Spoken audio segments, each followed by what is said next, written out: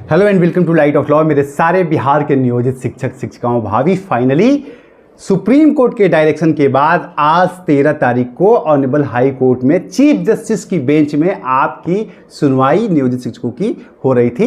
और आज के लिए इसके लिए लगातार आप लोग के इतनी संख्या में कमेंट आ रहे थे, ईमेल तक कर रहे थे साथ ही सर आज कोर्ट में क्या हुआ बताइए बताइए।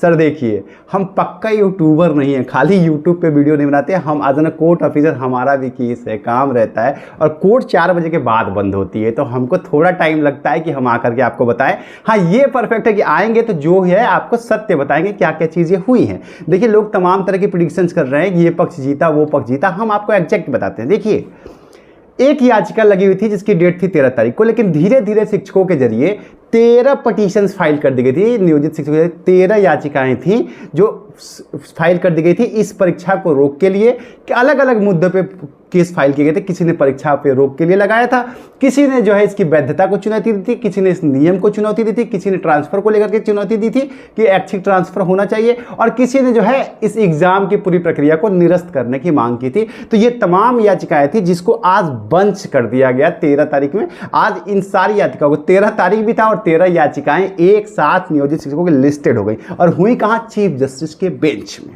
अब यहां पर चूंकि क्या है कि मैंने आपको कल बताया था कि सरकार ने एक हलफनामा जो है कमेटी के राय के वजह से, कमेटी ने जो सुझाव दिया था जिसको लेकर के आप लोगों के अंदर एक पैनिक की स्थिति आई थी कि भाई अगर आप 3 अटेम्प्ट में पास नहीं होते तो फिर आपको नौकरी में नहीं रखा जाएगा। सरकार ने उस दिन भी आपको ये बात बताई थी कि देखिए हम ऐसा नहीं करेंगे, कमेटी जो है ये कमेटी की फैसला है, ये कमेटी का सुझाव है, इसको मानना या ना मानना हमारे ऊपर बाध्यकारी नहीं है, तो हम ऐसा कुछ भी नहीं करेंगे।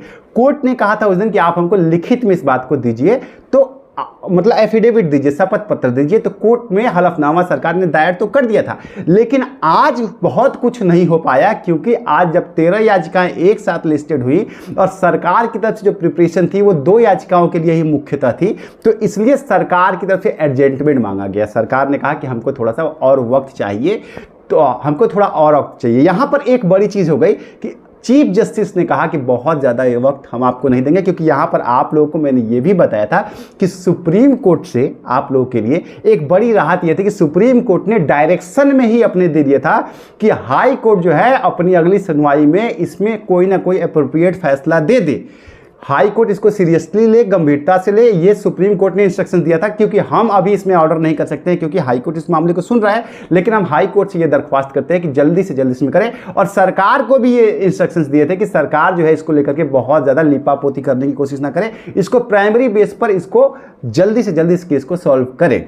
तो ये सुप्रीम कोर्ट का रहते थे, इसलिए चीफ जस्टिस ने आज कहा कि हम इसमें बहुत ज़्यादा लंबा डेट नहीं दे पाएंगे, तो इसमें कल की तारीख को मुकर्रर फिर से कर दिया गया है। कल सब्सक्राइब जरूर कर लीजिएगा, क्योंकि जानकारी मैं हमेशा आपको सत्य दूंगा। तो कल आपके लिए फिर से यही केस अब 13 याचिकाओं के साथ लगेगा और 13 में अलग अलग मांगे हैं, सेम मांग नहीं है। अब इसमें बहस बड़ा मजेदार होने वाला है, क्योंकि यहां से आपको पता है कि पूर्व महाधिवक्ता अपने पीके साही सर हैं और तमाम सीनियर अधिवक्ता भी केस को लड़ रहे हैं, और उधर से सरकार की तरफ से भी महाधिवक्ता आपका केस लड़ रहे हैं, सरकार का पक्ष रख रहे हैं। हालांकि सरकार इस पे बैकफुट पे आ गई है कि आपको नौकरी से नहीं जाएगी। अब यहां मामला यह है कि इस एग्जाम की जरूरत क्या है, और राज्य कर्मी अगर देना है तो इसके लिए एग्जाम कराने की क्या जरूरत है? आप इतने दिन से काम कर रहे हैं, योग्यता के बेस पर, इतने दिन से एक्सपीरियंस के बेस पे आप राज्य कर्मी का दर्जा भी दीजिए और पदोन्नति भी दीजिए और ट्रांसफर को भी कीजिए। तो ये मांगे अलग अलग याचिकाओं की हैं, जिसपे कल अब जाकर के आप लोग की सुनवाई होगी, तो आपको एक दिन का और वेट करना पड़ेगा। अच्छी बात यह चीफ जस्टिस ने इसको बहुत लंबा नहीं टरकाया कि बहुत लंबा टाइम देंगे, वो सुप्रीम कोर्ट की याचिका आपकी काम कर गई और कल इसमें फिर सुनवाई है, तब तक के लिए आपको वेट करना पड़ेगा। हाँ,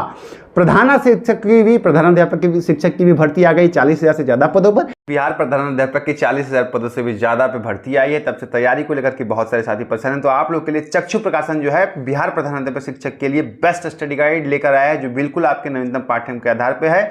आप यहाँ पर देख सकते हैं, आपका सामान्य अध्ययन हो या फिर डीएलएड विषय हो, टॉपिक वाइज नवीन पाठ्यक्रम के हिसाब से भाग 1 में जैसे सामान्य ज्ञान, गणित, सामान्य मानसिक क्षमता, आपके डीएलएड के विषय जो होते हैं वो इकाई 1 इकाई 2 करके नवीनतम पाठ्यक्रम के आधार पर दिया गया है। आप यहाँ पे चैप्टर वाइज भी देख सकते हैं, आपको जो है भारतीय संविधान और तमाम आपके जो ऐसे विषय हैं सब कुछ मिलता है, और साथ ही इसके साथ 5,000 से ज़्यादा के लिए प्रश्नों के एमसीक्यू भी आपको मिल रहे हैं, जिसके जरिए आप अपनी तैयारी बहुत ही बेहतर तरीके से कर सकते हैं। तो ये 2 पुस्तकों के लिंक जो है आपको डिस्क्रिप्शन में दे दूंगा। आप सबको ऑल द बेस्ट।